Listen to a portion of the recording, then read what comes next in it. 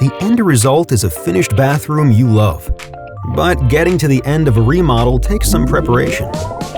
Before your rebath technician ever arrives, there are a few things you can do to ensure a smooth installation. Start by removing all personal items from the tub and shower area. This includes bottles, soaps, towels, and anything else that is independent from the bath surround.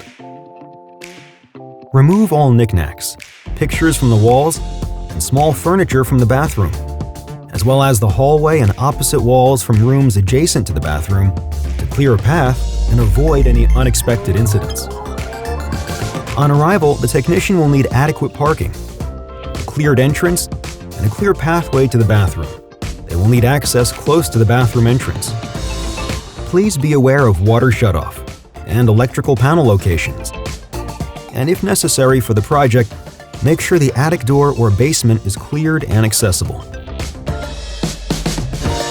Lastly, for safety reasons, you will need to keep children and pets away from the technician and installation area.